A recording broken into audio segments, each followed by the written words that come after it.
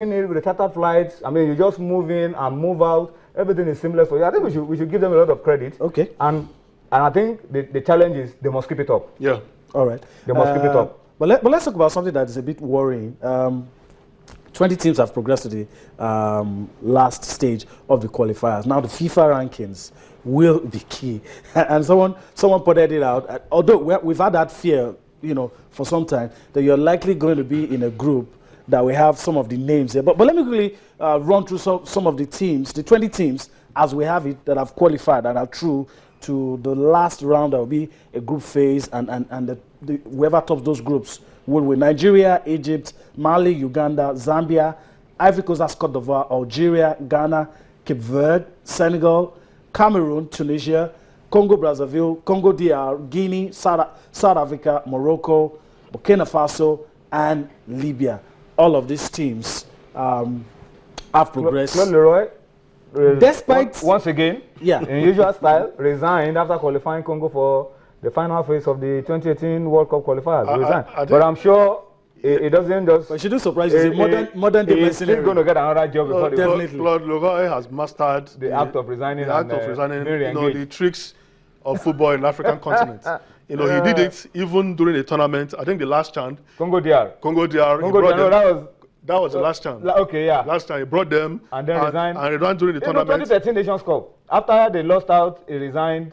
And then another tournament, he resigned. The following day, they brought him back. He's a modern day mercenary. I think the man is probably going to end his career in Africa. No, definitely. Because I can't see him surviving outside Africa. And he has mastered the politics. The Cameroonian job is vacant at the moment, remember? And he has been there before. He's been there before. Cameroonian job is vacant. The same thing with Renard. He's always leaving Africa, goes to France, gets sacked, comes back. I think Renard's sojourn in France has been a disaster. He sent Sochaux to relegation. And now Lille at 16th on the Ligue 1. Maybe he should just come back to Africa, because each time he comes back, he wins a title. Yeah, but as you said, I mean, these 20 teams, this is the ultimate. This is the real battle.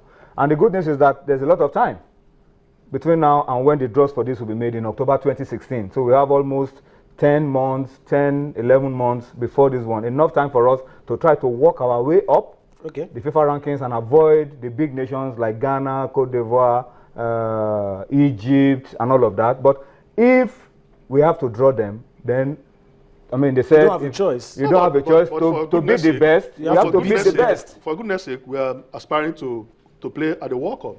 So you must be the big teams. Do you agree that we have time? A lot of people will not agree with Tony that we have time. No, I'm talking about 10, 11 months. If the rankings, it's 10, 11 months. If you are going to be doing the rankings today, if you are going to be doing the draw today, the way we are, we'll probably get one of Ghana, Cote d'Ivoire, Tunisia, Algeria, those top teams. But if we are able to walk our way up the ladder into the top 5 in Africa, we will be one of the seeded teams. And then we are the ones that will now be drawing the weaker teams. I don't even believe in avoiding the big countries. Remember, in 2006, we had Rwanda, Angola, and we still didn't qualify. Yes. We still didn't qualify. So Gabon. Let us prepare very well. Any team that comes our way, I think this team, they have not even played to their potentials. Okay. All right. So we'll just have to wait and see see how all of this pans out. If we have time, if the time is enough to improve. A lot of you sending your comments on Twitter. We're going to read some of them shortly. But we have to go on a break now. Take you to one of the matches played in Nigeria Professional Football League. We enjoyed that. We'll come back for more on Sports Tonight.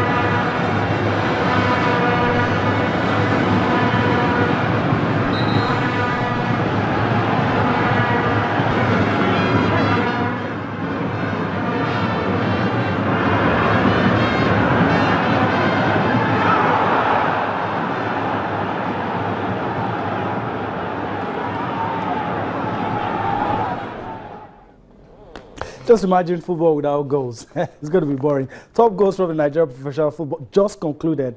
Nigeria Professional Football League. You just had to give that to you, just to remember that it's just ended. But those goals will live long in our memories. Some of those goals, I hope we'll see better goals next season. But those goals, interesting, and you know, it makes us it reminds us of some of the matches that were played last season. All right, talking about the league, guys. Let's talk about some talking points. The good, the bad, the ugly. But some talking points in the league. Let's start with Giwa FC and Kano Pillars. You talked about it the other time you were here.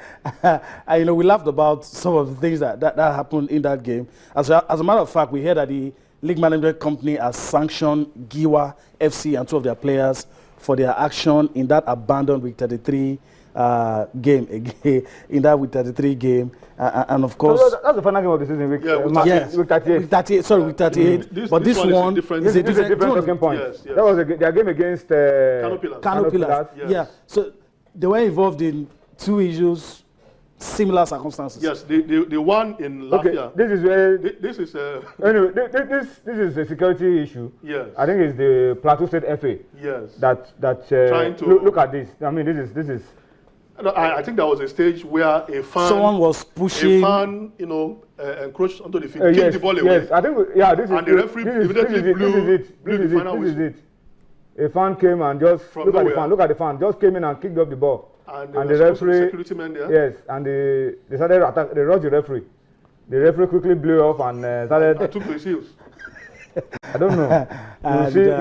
You see, the attack is coming. I think it's regrettable. You know, if you have a team involved in this, you know, once or twice. Yeah. Giwa FC. No, a football administrator told me something over the weekend. He said he pointed to the last game of the season between Sunshine and Eyimba, the Teslim Balogun Stadium. He said immediately about 2 or 3 people tries to encroach on the field, and the security men allows them.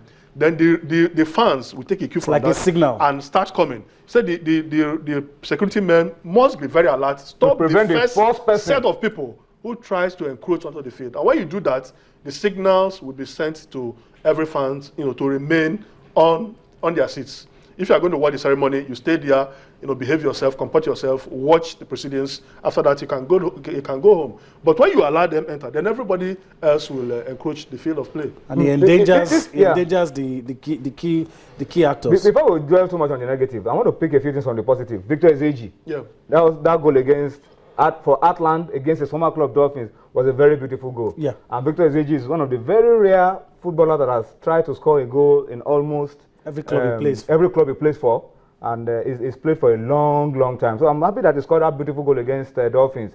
Although eventually Dolphins won that game, and eventually Dolphins have survived the drop. But for the negative parts, these are the things that we hope. For all the good things that the league management company have been able to do, these are the things that they need to watch out for. Look at this one. Look at the way this guy was thrown off. Just watch the way. Look what, can you imagine? No. This is. I mean, this is a shame. This is totally unacceptable. This is enough. And Kano Pillars. This is enough to cause violence. See, some of this violence that we talked about, these are the violence that we talk about, is as a result of things like this. And these are things you don't want to see next season. I mean, these are things that how could you just throw somebody off as if it's a pack of rubbish? Even a bag of rice would be thrown away gently. Yeah. No, but you see, these are the kind of things that the league management company and the organizing FA in the States. Look at the way the player was dumped on the stretcher, and then look at the way. Can you imagine? No, this is inhuman. No. These are the things that we hope. I didn't read anywhere where the LMC took a decision. No, the officials, the medical officials that got involved in this, the Anambra FA will have to identify them and keep them off. Or there should be some sanctions for this kind of things. These are some of the negative things that we want to avoid. Next season. The player could sustain a life-threatening injury. Of course. I mean, you just see him off like that. It's totally unacceptable. I mean, like you pointed out the other time, the first attention that the player receives when he gets injured is crucial. Very key. It's very crucial. And, you know, when things like this happen, it's scary that you're seeing things like this in Nigerian football. And the referees, too, should have done something. I mean, warn these guys. These are pictures you don't want to see. I mean, Toye, we saw